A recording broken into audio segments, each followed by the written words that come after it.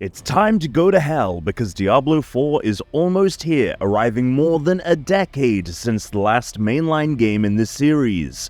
First announced all the way back in 2019, Blizzard's return to the world of Sanctuary is aiming to be a darker and grittier game than its predecessor.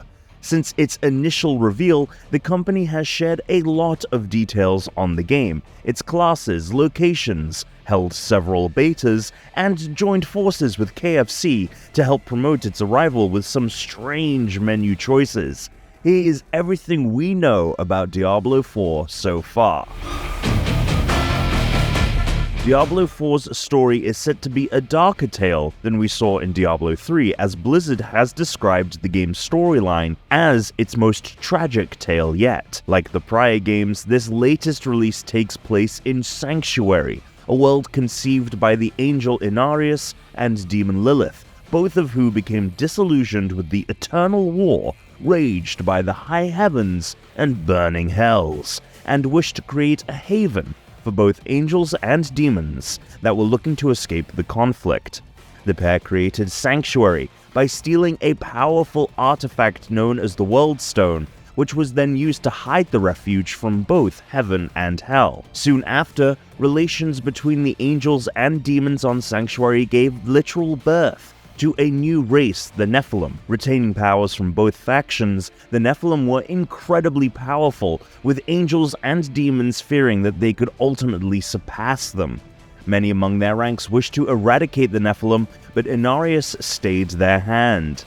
Lilith, however, concerned for the newly formed race that she considered to be her children, went on a murderous rampage, slaying many in Sanctuary that had ill intent toward the Nephilim.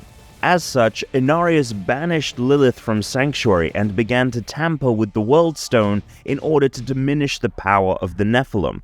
Over the centuries and millennia that passed, the debuffed Nephilim evolved into the mortal race of humanity.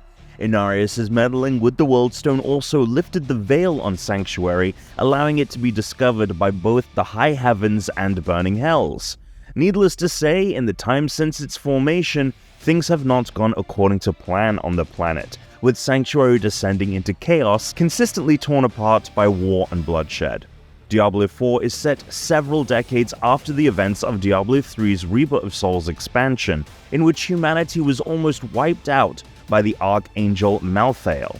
In the power vacuum that has formed since, a cult devoted to Lilith manages to release the demon from the dimension she was banished to, returning to Sanctuary and looking to reshape it in her image.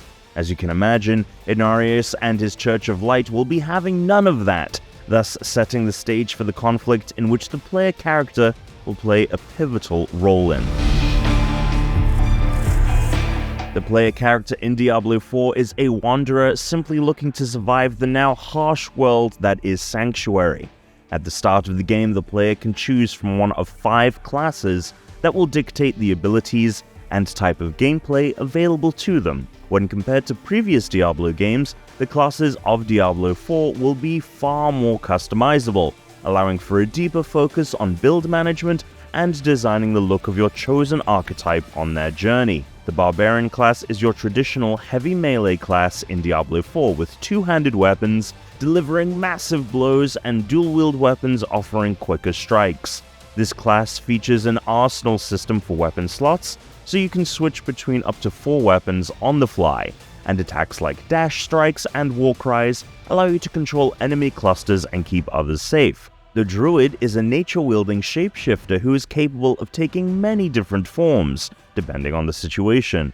These include both a bear and a wolf, and the Druid can even change forms mid-attack for more complex strategies. The Earth, Wind, and Storm are all under a Druid's control, making for an eclectic mix of abilities.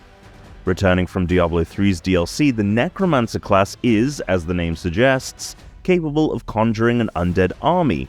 3 death-focused bastions, Bone, Blood, and Shadow, are all at a necromancer's disposal. Along with your skeleton army, you'll also be able to wield a scythe, the classic weapon of any self-respecting Grim Reaper. A classic mage-style class, the sorcerer are able to harness several different elements to deal damage. These include ice, lightning, and fire, which should provide them with plenty of options against Sanctuary's varied enemies. They can even turn into a ball of lightning and shoot across the map. If you liked the Demon Hunter in Diablo 3 and were disappointed to see it missing in Diablo 4, then the returning Diablo 1 Rogue class is for you. This class uses short swords and bows, as well as speed-focused and stealth-focused moves. Rogues excel in both close-range and long-range combat, and you can also apply shadow or poison effects to deal extra damage in the middle of your speedy, flashy combos. Diablo 4 isn't straying far from its roots as an isometric dungeon-crawling action RPG. The Diablo series is built around the loot and gear grind as you level up from fighting hordes of enemies and tough bosses, and there's now more options for you to acquire more loot and descend in power. As stated previously, Diablo 4 is now an open-world action RPG, allowing for more freedom to explore and more opportunities to engage in new activities. Along with main quests, you can also find events happening in the world, allowing you to sync up with other players to take down large targets or raid dangerous dungeons. As such, Diablo 4 isn't structured linearly like Diablo 3. There are 5 different regions that make up Diablo 4's Sanctuary setting: the Snowy Fractured Peaks, the Dry Steppes Desert, the Hawassa Swamps, the Skosglen Coastal Forests, and the ruins of Kehjistan. Overall, the world is bigger than all previous Diablo maps combined. Some of the standout features that have been announced are for Diablo 4 PvP battles, mounts for faster traversal, and the return of rune words, which will be included in a post-launch update. Previously featured in Diablo 2, rune words are the way to tune your character and further tweak how they function. Attaching them grants different effects and stat buffs. All classes also have skill ranks and talent trees that you'll progress through as you level up. Skills and talent trees will be vast for each class, and Blizzard said the players will only have around 40% of skills unlocked by the time they reach the end game. Diablo 4 will be an always online game in a persistent world shared with other players, even for those who wish to go about things as a solo experience. However, multiplayer is a big factor in the Diablo experience. Enemies will scale to the party's levels, and dungeons will be separate instances with various difficulty options. This also extends to the new PvP gameplay with the Fields of Hatred.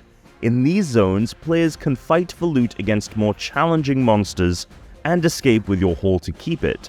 In similar fashion to the Division's Dark Zones, it blends PvE with PvP.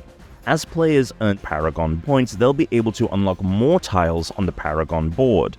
There are several types of tiles ranging from normal to legendary, with only one of the latter available on each board. There are also socket tiles with special glyphs, as well as a single glyph tile you can use to unlock a second Paragon board connected to the first. Similar to Diablo 3's challenging Rift system, Diablo 4 will feature Nightmare Dungeons. These are essentially deadlier remixes of Diablo 4's standard dungeons, of which the game will have more than 120, and any of them can be converted into a Nightmare Dungeon using a Nightmare Sigil. This adds more difficult monsters, different objectives, and various mutators to change up the experience. The best rewards will come from playing on higher world tier difficulties, which can be unlocked once the campaign has been completed and capstone dungeons have been conquered. If you're looking to build the best possible character, some farming will be in order. Fortunately, Diablo 4's endgame Hell Tides will allow for target farming of specific item slots. This endgame activity will let players seek out loot caches within these areas, and slaying monsters in Hell Tides will earn you cinders that can be used to unlock the caches.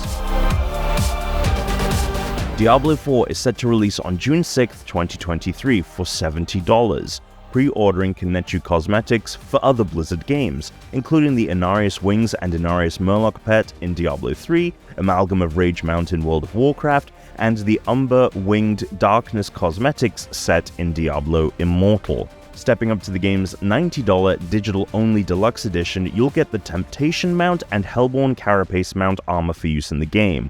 The deluxe edition will also include the game's Season 1 Battle Pass and allow players to boot up the game as early as June 1st in the Americas and June 2nd in Europe and Asia. For $100, Blizzard is selling the game's digital-only Ultimate Edition, which includes 20 level skips on its Season 1 Battle Pass, as well as an in-game Wings of the Creator emote. And that's everything we know about Diablo 4 ahead of its release. Whether you're returning to Sanctuary or it's your first time in the hellish world, the game looks to be a bloody good time.